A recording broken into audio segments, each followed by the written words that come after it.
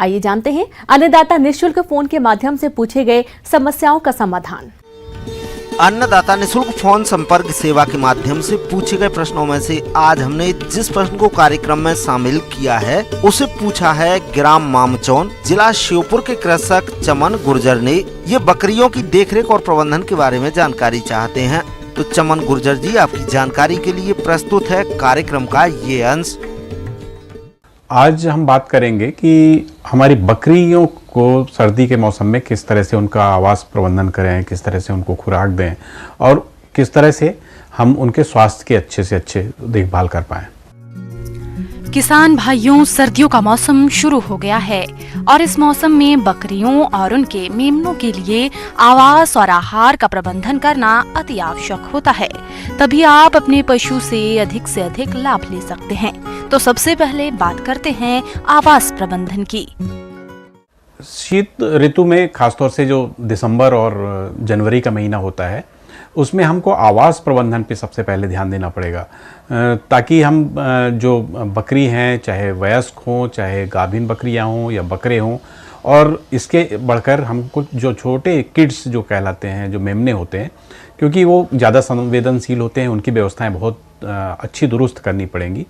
तो उसके लिए हमको ये ध्यान रखना है, बिल्कुल जो साफ़ सुथरा आपका बाड़ा है उसमें वेंटिलेशन तो अच्छा हो ही, लेकिन रात में ऐसी व्यवस्था हो कि वो आप कवर कर सकें। उसमें पर्दे, ऐसे मोटे पर्दे लगा के रखें, पुरानी टाट की बोरियां लटका के रख सकते हैं, लेकिन उसकी व्यवस्था ऐसी करें कि वो दिन के समय जब धूप हो तो आप उसको उठा लें या खिसका दें, ताकि रोशनी और धूप की किरणें अंदर आ पाएँ। और जो ठंड का समय शुरू होता है शाम को 6 बजे से लेकर सुबह 7, साढ़े 7, 8 बजे तक के लिए, तब तक आपको बंद रखना है। किसान भाइयों, आप जिस स्थान पर बकरी को रखते हैं वे स्थान बिल्कुल साफ सुथरा व सूखा होना चाहिए और शेड की रोज साफ सफाई या लाल दवा से धुलाई करनी चाहिए। साथ ही अधिक ठंड पड़ने पर बकरियों के बैठने वाले स्थान पर पुआल या सूखी घास फूस बिछा देनी चाहिए। जिस स्थान पर मेमनों को रखते हैं वहां हीटर का भी प्रयोग कर सकते हैं। अगर सर्द हवाएं चल रही हों तो बकरियों को आवास से बाहर नहीं निकालें। ठंड लगने की संभावना यहाँ पर बढ़ जाती है। तो मैं जहाँ तक आहार प्रबंधन की बात है, चाहे हम हों या कोई जानवर हो या हमारी बकरियां हों, थोड़ा सा अतिरिक्त ऊर्जा की ज़रूरत होती है। तो हमको इस तरह का आहार थोड़ा सा देना चाहिए ताकि उसको ऊर्जा मिलती रहे। नियमित तौर पे जो हम बाकी ऋतुओं में 250 ग्राम के आसपास अपने पशु को हम फीड खिलाते हैं, तो इस समय थोड़ा सा आप बढ़ा के लगभग 300 ग्राम प्रतिदिन का कर लें। कुछ और बातें ध्यान रखें, जैसे कि जो घास है, अगर हरी घास देते हैं तो उस घास देने का समय आपको दोपहर में रखना चाहिए, सुबह सुबह न दें। सुबह के समय आप सूखा दाना दें और शाम को एक बार फिर आप जो अनाज देते हैं वो दें। इस प्रकार से आप अपने पशुओं को आहार प्रबंधन प्रॉपर्ली कर सकते हैं। सर्दियों में बकरियों को संतुलित आहार देने से जहां स्वास्थ्य अच्छा रहता है वहीं बीमारियों से भी दूर रहता है और शारीरिक वृद्धि अच्छी होती है। हरे चारे के साथ संतुलित आहार नियमित रूप से कम एक दिन में 2 से 3 बार दिया जाना चाहिए। किसान भाइयों, बकरियों को प्रतिदिन आहार में दाना 300 ग्राम, हरा चारा 2 किलोग्राम और खनिज मिश्रण 10 ग्राम आवश्यक रूप से देना चाहिए। इससे बकरियों को सर्दी से बचाव में बेहद अधिक मदद मिलती है।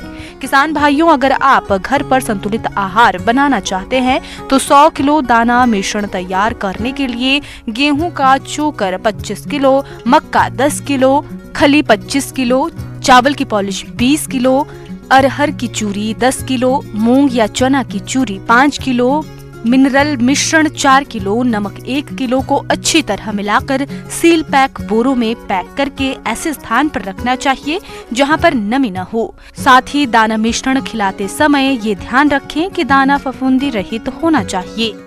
इसके अलावा आपको एक अपने व्यवस्थापन में एक और महत्वपूर्ण परिवर्तन करना पड़ेगा कि आपको बकरियों के लिए जो स्टोर किया हुआ पानी है उसको न देकर आपको फ्रेश वाटर ही आपको पीने के लिए देना है बकरियों को, ताकि वह ताज़ा रहे, कीटाणु रहित रहे और साथ ही साथ वह हल्का गर्मपन भी लिए हो। ये चीज़ों का ध्यान आपको अपने आवास प्रबंधन पे, शीत ऋतु का आगमन होने लगता है उसके पूर्व ही हमको उनका सबका डिवॉर्मिंग कर देना चाहिए। वो होता है उनका जो पेट में कीड़े मारने की दवा दी जाती है।